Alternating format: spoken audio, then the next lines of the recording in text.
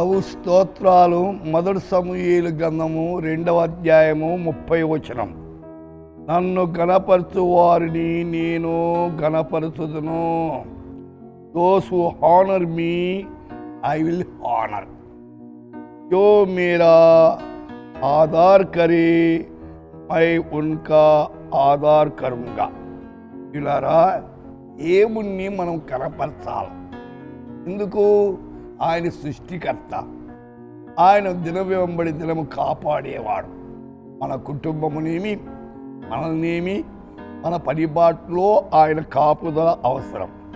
అందుచేతనే కీర్తన 91:14 అతడు నన్ను ప్రేమించున్నాడు కనుక నేదను తప్పించెదను. అతడు నా నామమును ఎరిగినవాడు కనుక నేను అతన్ని ఘనపరుస్తాను.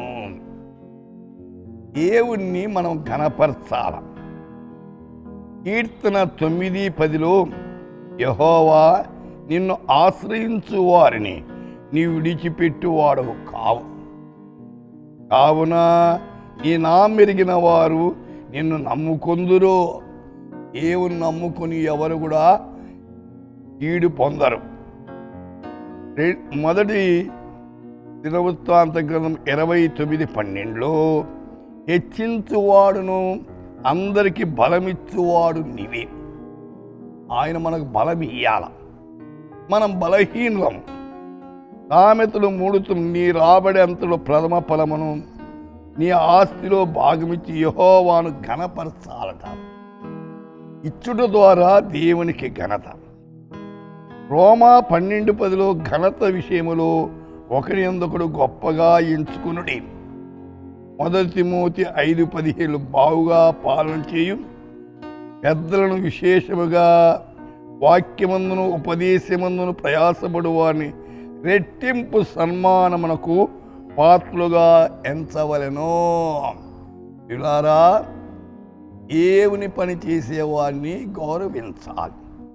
వాళ్ళు ప్రత్యేకంగా వారి మీద దృష్టి ఉంచాలి. అయితే దేవుని పిల్లలకు సహాయం చేయటం వలన దేవుడు మనం ఆశీర్వదిస్తాడు. కాబట్టి దేవునికి సంపూర్ణంగా మనం లోబడి ముందుకు సాగుదాం. ప్రార్థన చేసుకుందాం. పరిశుద్ధుడా, స్తుతిపాత్రుడా, నీ కొరకు ప్రయాసపడుతున్న బిడ్డలను కనికరించండి. ఎవరెవరు ఏ కష్టాల్లో బాధల్లో ఇరుకులో ఉన్నారో వాళ్ళని ఆదరించి బలపరచమని, ప్రతి ఆటంకాన్ని తొలగించమని యేసు నామమున ప్రార్థిస్తున్నాము తండ్రి. ఆమేన్.